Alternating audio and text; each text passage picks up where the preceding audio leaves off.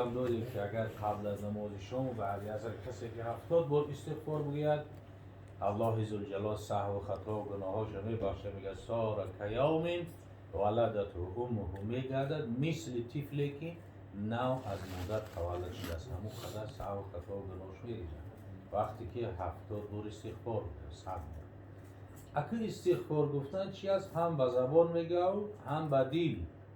مثلا یک تسبیح بگیری هم تو استغفرالله استغفرالله استغفرالله انت تس بگوی با همین تمام دیگه که نه، خیلی نه. استغفاری که پیامبر میگفت تمام میکرد، بعد چند قفس بود دیوش میگفت، با چند قفس بود سیم میگفت، اما با تدبر و با اندیشه و با ترس خدا و با محبت خدا وقتی که رسول اکرم صلی الله علیه وسلم که گناه نداشتن 100 بار استغفار یا 70 بار استغفار میگو، پس برای ما و شما ضرورتر و واجبتر است که بگیم که سر تا قدم ما و شما در گناه است. هر یک قدمی که میزنیم، هر یک گپی، هر یک گپ بیهوده‌ای که میزنیم همین هم گناه نویسنده میشه. مؤمن حقیقی را الله عزوجل میگه الذين عن اللغو معرضون، کسانی است مؤمنای حقیقی که مؤمن نجات یافته قد افلح المؤمنون. از لغو چیان هستند که او پرهیز میکنن. از لغو پرهیز کردن خودش هم چی است؟ کسی است که نجات یافتگی است. از لغو، از گپ بیهوده و سخن بیهوده و از دروغ که امروز دروغ همون قدر شایع شدگیه که دیگه همین دروغ گفته ایست، همین خیلی که چای خورده ایست، پروایی ندارن، دروغ رفته ایست از همین از دهنش. خب استغفار کنندگان در سحر هم الله عزوجل چیکار کرد؟ وصف کرد والمستغفرین بالاسحار در آیه کریمه اومده. در این حدیث قدسی پیامبر صلی الله علیه و آله والمستغفرین بالاسحار، کسانی که در سحرگاه ها استغفار میگن. یعنی استغفار در سحر گفتن، در بیگاه گفتن بعد از تا نماز شما وقت ساعت بهترین خوبی شد. و استغفار گفتن طلب مغفرت کردن. انسان چی است که طلب مغفرت میکنه؟ خدایا مغفرت بکن، سهو و خطا و گناه و کمبود و نقصانی که دارم رو به خدا بکن. رزق آدم استغفار گفتن زیاد میکنه، سهو و خطا و کمبود و گناهش بخشیده میشود، مال و اموالش زیاد میشود. هر یک مشکلات و پرابلم اشکالاتی که داره به سبب استغفار زیاد گفتن او چی است؟ از او برداشته میشود. همه از برکت استغفار گفتن. استغفرالله. حضرت ابو هریره رضی الله تعالی عنه راوی حدیث، شخصیتی که هیچ نفر از صحابه مثل حدیث زیاد روایت نکردند، میگه دانه های خرما را جمع بکرد، دانه های خرما 1000 دانه بود. 1000 دانه بود. هر روز 12 مراتب همون رو میگردن، یعنی 12000 بار استغفار میگه. حتی 12000 بار استغفار گفتن در زمان ابو هریره نه کازینو بود، نه کینو بود، نه کنسرت بود، نه تلی سریال بود، نه خیلی نغمه و نغماتای امروزه بود. وقتی که با او حالت خطی 12000 بار گفت که پس برای دیگران چی است؟ برای ما و شما مخصوص شرط ضرور است استغفار از زیاد بگیم. انا همین سه علت، سه کار الله عزوجل وقتی که در بنده هاش میبینه و در اخیر حدیث باید صرفت و عذاب عنهم، عذاب خدمت از سر یعنی بنده ها از روی زمین برداشتن. کدام حال؟ وقتی که عماری بیوت ببینه که بنده ها مسجد را آباد کردن، مسجد آباد زیبا و پر نمازخوان، پر از امر معروف و نهی میکنن. این وقتی که یکدیگرشون بنده ها دوست احترام دارن خاص به خاطر الله. سوم وقتی که در سحرگاهان طلب مغفرت استغفار زیاد میکنن. همین سه کار الله عزوجل میگه در بنده ها وقتی که میبینم صرفت و عذاب عنهم، عذاب مستر بنده ها برداشته میکنم. الله عزوجل همه ما و شما را توفیق هدایت نصیب گردونه داره. خداوند باز بلد کرمش این خبرهای خوشی که میشنویم که مسجد گشوده میشن، بلد کرمش خداوند در دل بنده هاش، در دل حاکم بدوزه که خونه های خدا را در هاشون گشوده کنه. همه ما و شما را توفیق هدایت نصیب روزی بگردونه. لطفا برادرمان حاجی اکبر خداوند دائم و تن صحت و سربلند در حفظ ایمانش نگهبان باشه و همه مراد و مقصوداش الله عزوجل برآورده خیر بگردانه و اهل جماعه ما رو توفیق هدایت نمیکنه موسه رو میگیره بعدا نام نیک نهادن نام نیک نهادن که تفلک حق الولد علی والد ان یحسن اسمه حق کودک در گردن پدر یکی از حقاش همه که نام نیکش میذاره نام نیک کدام نام نیک میگیم این سوال که ما پیامبر صلی الله علیه و سلم هم میپرسیم که کدام نام نیک است حبیب خدا صلی الله علیه و سلم در حدیث مبارک میگه احب الاسماء الی الله تعالی ما تعبد له دوست داشته ترین نام ها به سوی پروردگار همون نامی هست که در اولش عبد داشته باشه عبدالرحمن عبدالرحیم عبدالکریم عبدالحلیم عبدالسلیم عبدالرؤوف عبدالغفور عبدالستار همه این نامی که در اولش عبد داره بهترین نام است اما چند نام هست که در بین ما و شما هست اما رخصت نیست شرعاً عبد رسول یه خیلی معناش درست نمیشه بنده پیغمبر مو بنده پیغمبر مو بنده الله عبد رسول درست نیست یا عبد نبی این خیلی درست عبد خلیل هیچ کجا نام خدا خلیل نیومده است که ما عبد خلیل بگیم نیومده است خلیل نام خدا خلیل عبد خلیل نمیشه هر نامی که در اولش عبد میره در دومش باید نام خدا یا صفت خدا باشه خب بهتر پیامبر صلی الله علیه و سلم در حدیث مبارک بیان میکنه که اذا ابردتم الی بریدا فابعثوه حسن الوجه و حسن الاسم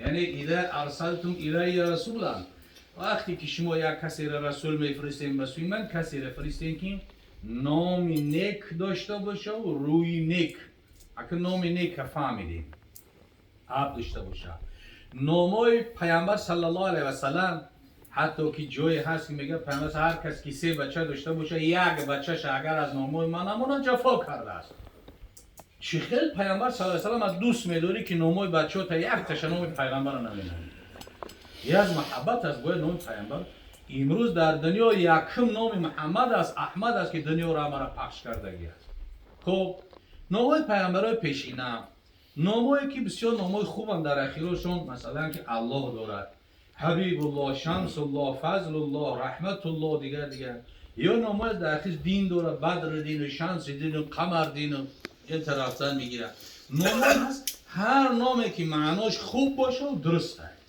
اما نامی که معناش درست باشه یا تاریخی بد داره اما نام تاریخ شمیری نام یکون کافی داره فرعون نمرود داره یکون نامی هسته که مثلا که در دنیا تاریخ پورا باید تغییر شد پیامبر صلی الله علیه و سلم عادت مبارک همین بود که مردم از نامهاشون میپرسید کسی را پرسید نام چیه گفت عبد شمس معنیش بنده افتاب پیامبر صلی الله علیه و سلم نگفت تو بنده افتاب تو بنده الله هستی عبدالله هستی کسی را پرسید چیه عبدالعزا عزا و لات و منات و هبل نامهای همون بتوان بنده بت این هم پیامبر صلی الله علیه و سلم تغییر داد یا نامهایی که معنای خوب ندارن رسول خدا صلی الله علیه و سلم وقتی که امام حسن تولد شد به خانه حضرت علی رضی الله تعالی عنه اومد گفت ای علی گفت نامی به فرزنده که چی نامدی حضرت علی گفت حرب معناش جنگ پیامبر صلی الله علیه و سلم گفت حرب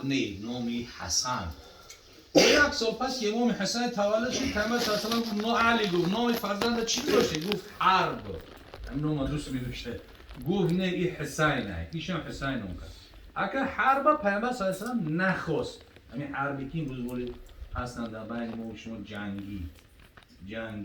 جنگی خانو همه جنگ چی خوبی داره که نامی فرزند همه جنگ چیه؟ زدن، کشتن، پراندن، خون علا زدن زن و بیوه موندن، کودک و یتیم موندن از در مثلا که بیوطن موندن همه چی خوبی داره که جنگ میمونی جنگی نمونی بچه در ببین درست نیستن ترین همون پیامبر گردانده می نامه یا که مثلا بعضی نامای هستن که معناهاش خوب نیستن الحمدلله خیلی کم شده گیه این همی تور تشا و سنگ و خلوخ و این همی دیگه بلقا و چیز همی نامو که پر بدن و صفال و حتی نامایی بود که پرتو، این پرتو در اختیار موسی پرتو نمیشته گیره، یعنی موسی رو میکنیم بچه تا پرتو. همین چیزا چی هست که وقتی که خودت نام کردن نمیتونی یک اهل علم بپرس که بچه ما چی نامونم، دختر ما چی نامونم، نه اینکه نام شوخی پرتو موسی بمونی، نامش مثلا که کلام بمونی و بیل بمونی و بلقا بمونی و تاور تیشه و انبر، یا نام نیستن، یا را باید که تغییر بده. یک نفر موسفیده در همون قوم دوره خطیبیده، بعد بابای خورکش نمیدوش. بعد که وقتی من میگم بابای گلکش من میگفتم، آخه ای خورکش در گلکش خوب نیست. گل یک چیزی سبو که بوی خشرو داره، گلکش آخی خورکش چخیل نمی درشت نه. بعد قریب پیان پدر شده حقش دوی بعد میگه، گفت همون رحمتی چی بود ما که دیگه همین خورکش نوم که 70 ساله عربوچکی نمیبرد. یعنی همین نام چی هست که باید یه نام خوب باشه، نامی خوب باشه که معنای خوب داشته باشه. از نامای پیامبر صلی الله علیه و سلم زیاد بمونیم. چند سال پیش که پیامبر صلی الله علیه و سلم کاریکاتور کرده بودن، همون سال در جهان اعلام شد که هر فرزند نرینه تولد میشه نامش محمد میذاره. یک بار همون سال چند میلیون محمد زیاد شد. چند میلیون، صدها میلیون محمد زیاد شد. برای خوبیلی و خصوصا که به قدر کنه یک بار زیاد شد. از نامای پیامبر صلی الله علیه و سلم اگه بعد از اینها چی است؟ تکنیک گفتیم، از آن قامت گفتیم، سرتراشی را گفتیم، نام نیک گفتیم، ذبح گفتیم، ختنه را گفتیم. چی مونده که زمانی تعلیم تربیه سر میشه برای کودک. که دیگر گپ دروز نکنیم که جبو اهل علم دنبالو زیاد کن بو ایوان نوبر تیف صحبت کنن. این تیفلا که چی نام کردن؟ احمد شو؟ احمد شو بسیار نام خوبه. احمد نام پیامبر صلی الله علیه و سلم. خداوند احمد شو را عمری درازی ببرکاتی توفیق قرآن، عالم ربانی، خادم شریعت آمین. اهل جماعه ما خداوند توفیق هدایت سربلندی الله جزاک الله خیر. سلامت باشه. خدای مهربان امیدوارم عمر دراز و تنی صحت و خدمت‌های در راه دین خدای مهربان بر زیاد نصیب و روزی بگرداند. آمین. و آن چیزی که ما و شما را گشته کردن پروردگار برای ما و شما توفیق عمل نصیب و روزی گرداند. از این جمله بسیار موضوع زیبایی را برای ما و شما گشته کردن. در ابتدای صحبتشان درباره استقامت از پیامبر صلی الله علیه و سلم روایت کردن حدیث را که پیامبر صلی الله علیه و سلم گفتند هود و برادرای هود، یعنی سوره هود و سوره های دیگری که برادرای هود گفتند سوره های پس از هود است. پیامبر صلی الله علیه و سلم گفتند این سوره ها من را پیر کرد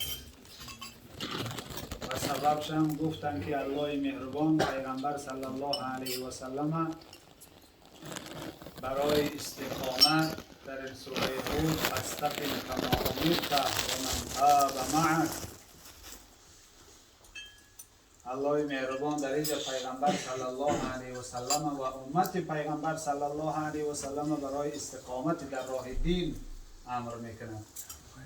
حضرت داملا بسیار موضوع زیبایی را در ابتدا برای ما و شما گوشرس کردن که استقامت در راه دین هم برادر عزیز بسیار لازم است که مسلمان باید استقامت در راه دینش داشته باشد، پایبند راه دین باشد، در راه دینش استوار باشد، برای نماز و روزش استوار باید باشد، برای حفظ ایمانش باید سعی داشته باشد، برای اینکه ایمان و نماز و روزه و تقواش ایدس نروه باید احتیاطکاری ها داشته باشد.